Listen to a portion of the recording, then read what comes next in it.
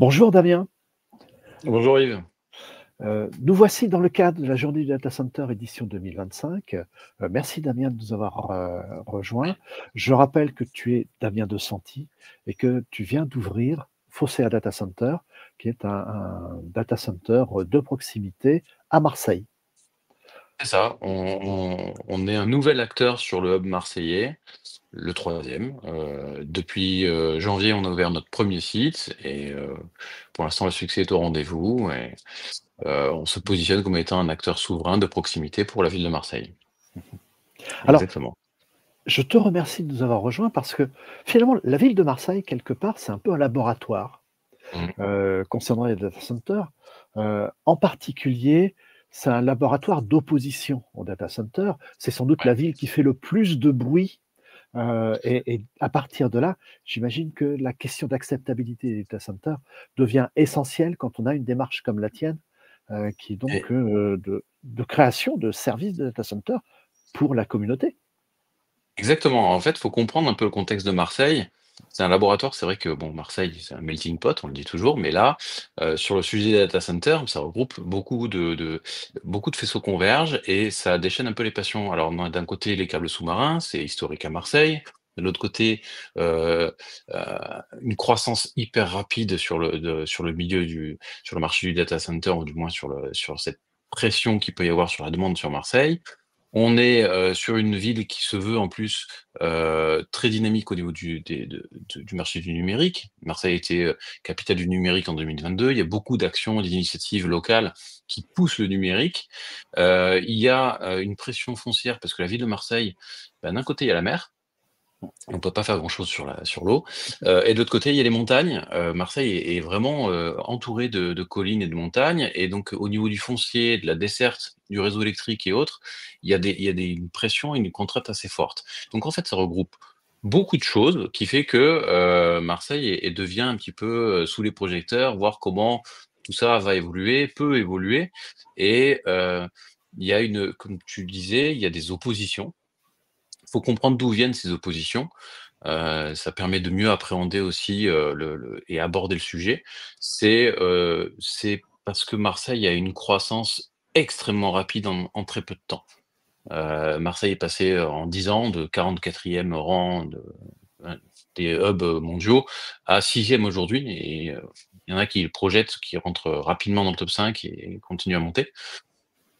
Donc et ça, il y a eu je pense pas une impréparation ou un mauvais accompagnement, en tout cas, ça a pris un peu tout le monde de vitesse et du coup, le sujet, a échappé aux collectivités, a été pris en main par, Digital Realty principalement, qui a participé au développement de la ville. Donc d'un côté, il faut respecter ce qu'a fait Digital Realty, qui a développé et qui a mis en avant, Marseille et qui a fait cette action. D'un autre côté, faut voir aussi que la ville a nécessairement la volonté de maîtriser ce développement, d'en tirer potentiellement des profits, au profit au sens d'une collectivité, donc des créations d'emplois, un développement économique ou autre, et que, bah, qu'il y ait quelques fruits qui tombent de l'arbre quand même, malgré tout.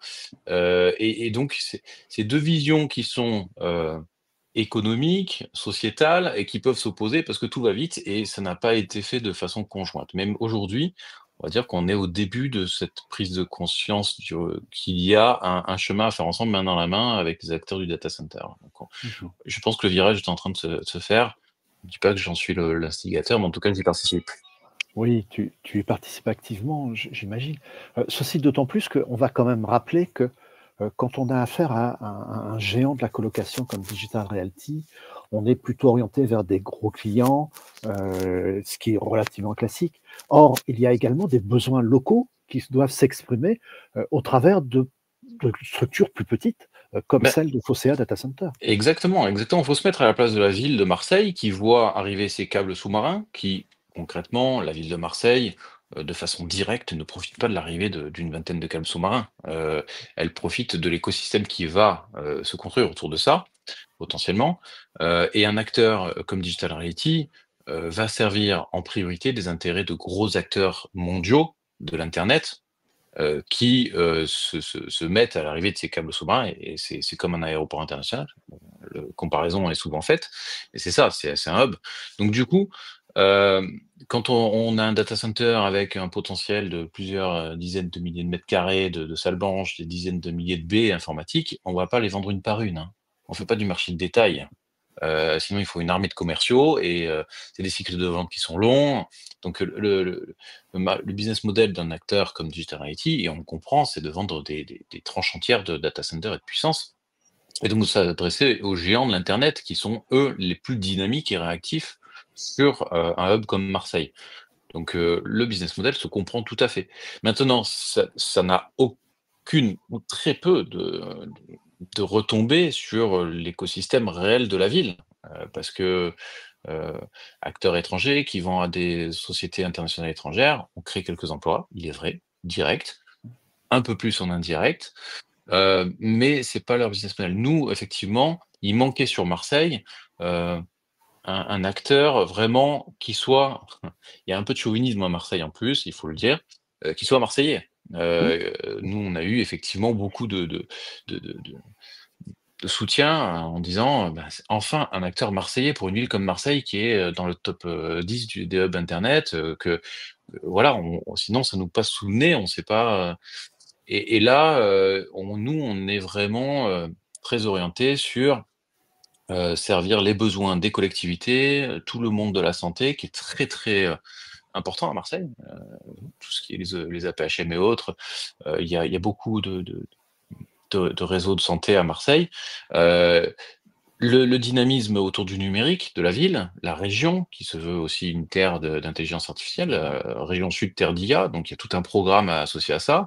Il y a une forte dynamique, et il manquait un petit peu, un socle, hein. Alors il y a historiquement Jaguar Network Freeport qui est là, mais qui a un data center qui est quand même assez plein, tant mieux pour eux en tout cas, depuis le temps qu'ils sont là, et il manquait un petit peu de de de nouvel acteur et d'un acteur local, Mmh. principalement. Donc l'opportunité était toute faite, et on vient en complément de cet écosystème déjà présent, mais qui était pas diversifié. Mmh.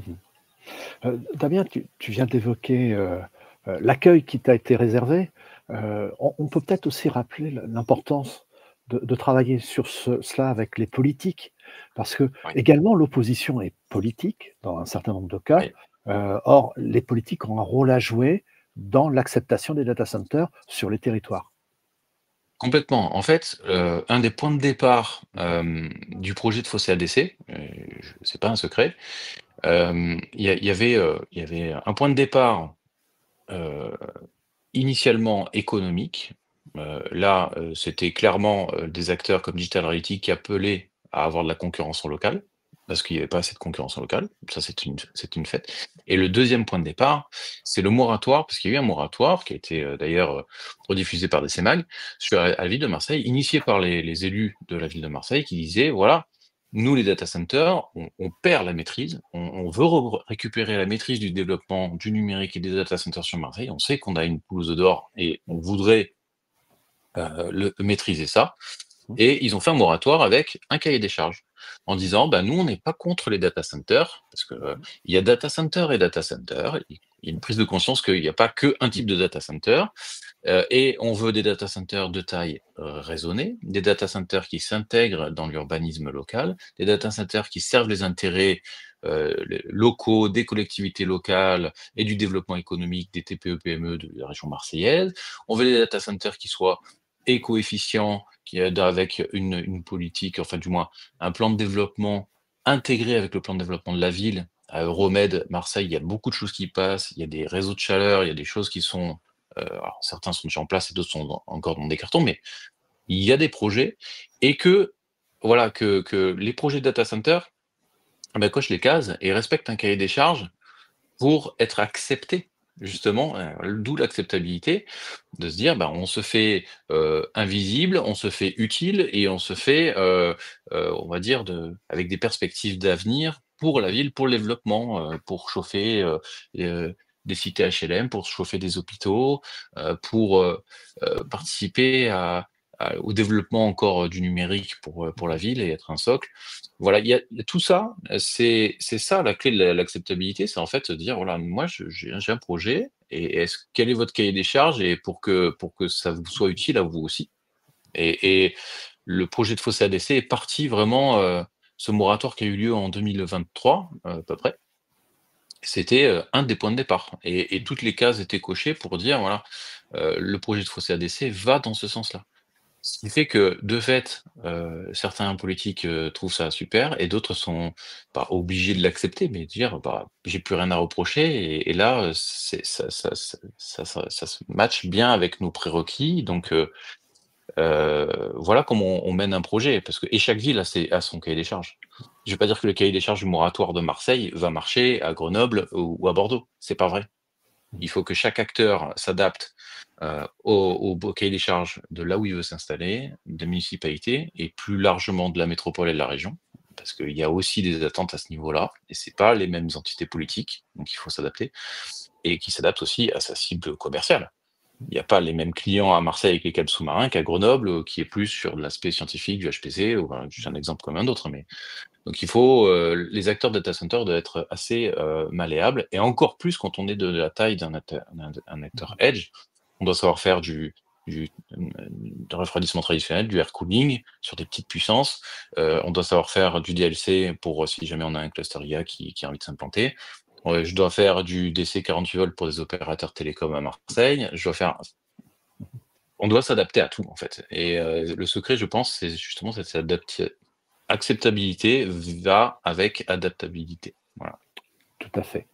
Peut-être, et pour terminer sur notre entretien, on te sent un vrai technicien qui maîtrise bien son sujet. Et ça, c'est important, hein. De toute façon, tout projet de data center doit être maîtrisé, c'est une évidence. Donc, est-ce que tu as mesuré ce qu'a représenté sur ce projet les démarches que tu as fait en termes d'acceptabilité? Est-ce que tu peux nous donner aussi quelques exemples concrets sur des choses que l'on peut faire, qui peuvent aller d'ailleurs vers des axes qui peuvent être des axes de proximité, associatifs. Je sais que tu investis aussi dans ce type de démarche. Alors, on investit alors il y a je dirais il y a trois axes. Le premier c'est l'aspect, on l'a dit, la sphère politique. Donc là, heu, la ville, les munici la métropole, la région, heu, le département, tout ça, c'est un réseau qui se construit. Ben, voilà, faut juste, se faire connaître, faut être, connu, puis, il y a certains liens se tissent, plus avec d'autres, avec certains qu'avec d'autres, mais ça, c'est chaque région, chaque ville qui va avoir ses particularités. Ça, c'est le premier et dire voilà, je suis prêt à travailler avec vous. Ça, c'est la 1re étape et c'est pas la plus facile à mettre en œuvre, hein, parce que c'est assez long. Hem et ça aide, hein, d'être un acteur marseillais, d'avoir cette démarche. Je pense que si une foncière, américaine arrivait avec la même démarche à la ville de Marseille, ça se passerait différemment. Mais voilà, il y a déjà c'est la première chose. Il y a tout le tissu économique, donc là, c'est tous les réseaux, d'entreprises, les réseaux business, les réseaux, quand je dis réseaux d'entreprise, il y en a beaucoup, hein. Nous, on est CPME, UPE, on a des clubs, de DSI, des choses comme ça et tout ça, pareil, ça aide parce que souvent, c'est très connecté avec le monde du politique, aussi. Donc, de fait, ça développe du commerce, mais aussi ça développe des relations au niveau politique et en termes d'acceptabilité, ça aide aussi, ça entretient la chose, de façon très concrète. Ensuite, il y a les démarches, qui sont plus sur je dirais l'aspect RSE, la sphère RSE. Donc, oui, moi par exemple, il y a l'embauche de travailleurs handicapés, il y a, des démarches au niveau, sociétal, je dirais, voilà, qui sont importantes à mettre en avant. La création d'emplois, faut montrer quand on embauche, on n'a pas énormément de création d'emplois dans les data centers et c'est une réalité. Mais malgré tout, il faut pouvoir mettre en avant, quand même qu'on crée des postes, même notre petite taille, bah, on est une PME, voilà. Et l'aspect écologique, et là, je dirais pas que c'est le plus dur. Mais on va plus vite que la musique avec nous les data centers et ça, c'est de la pédagogie de dire: «Mais attendez, nous on est prêts, hein, envoyez les réseaux de chaleur, hein. Nous on est prêts, laissez-nous, amener de l'hydrogène en ville et on fait des piles à combustible pour du secours». on est prêt à faire l'investissement pour être encore plus green que green. On a des empreintes carbone qui sont déjà très, très réduites, il faut le rappeler, si on compare à d'autres industries. On a un secteur industriel. Mais on peut aller plus loin, mais je pense que, bah, il faut juste faire la pédagogie en disant: «Mais nous, on est prêts, en fait. Donc, donnez-moi un foncier ou proposez-moi un foncier qui soit à côté d'un réseau de chaleur où vous voulez que j'envoie quelques mégawatts, je le fais, mais proposez-le-moi. Ou à l'inverse, moi, j'ai une opportunité à cet endroit, faites, venir le réseau de chaleur jusque-là. Ah, mais le projet existe, mais c'est dans 10 ans. Pas de problème. En fait, j'ai réussi à avoir pas mal de projets, dans la ville, que ce soit pour des collectivités, enfin des on va dire des hôpitaux, des résidences, des nouveaux quartiers en construction, voilà, où il y a des réseaux de chaleur. C'est principalement ça, je pense que c'est vraiment une des plus gros axes d'amélioration pour nous. Heu et en fait, il faut juste s'insérer dans ces projets-là. Mais on va plus vite que la musique, nous. Les réseaux de chaleur, ils arriveront après nous, donc en fait, faut être prêt à être accordé, on le sait et c'est dans cette démarche-là qu'on arrive à concrètement, à à être efficace sur l'aspect écologique, en tout cas. Pour aller plus loin, vraiment. Pour moi, récupérer ces mégawatts, aujourd'hui, c'est difficile, mais on sera prêt avant les collectivités. Mais il faut être prêt. Tout à fait. Voilà. Damien, merci. Je J'en prie. retiendrai quand même de notre entretien un point aussi qui est important, c'est que, bon, on a évoqué, il s'agissait en aucun cas de le critiquer, hein, on a évoqué Digital Realty, qui est très présent, mais tu as rappelé qu'il y a une bonne raison pour que les 2 existent et que les 2 Oui. cohabitent et les services rendus ne sont pas les mêmes et donc il y a aussi, une vie sur des plus petits data centers qui ont un rôle, sociétal et économique important à jouer en local. Et complètement, il faut des routes secondaires en plus des autoroutes, hein, on va Oui, et non, mais c'est un bel exemple. c'est moi, le monde de l'automobile, on peut comparer beaucoup de choses avec le monde de l'automobile, mais oui, on est vraiment, sur un aspect complémentaire. Mmh. Je la On peut coexister sans aucun problème et on a plutôt intérêt, on échange beaucoup, hein, avec Digital Realty, avec Fabrice, il y a aucun problème avec ça et il faut prendre le recul sur le fait, déjà, tout ce qu'a apporté Digital Realty à la ville, faut pas le négliger. Mmh. Il y a participé. Tout n'est pas parfait et vice versa, donc et Digital Realty se préoccupe aussi de certaines choses de la ville et nous, on travaille avec la ville et Digital Realty, les 2 en même temps, parce qu'il y a des intérêts communs. Tout est croisé là-dedans, donc vraiment, c'est une démarche qui doit être, beaucoup plus globale, et quand on a tous les ingrédients pour faire une bonne recette comme à Marseille, on a tous intérêt à faire en sorte qu'on arrive à faire cette bonne recette et ce bon plat in fine, parce qu'on a tout sous la main. Voilà. Tout à fait. Bah, écoute, merci à toi. Et je t'en prie. À bientôt.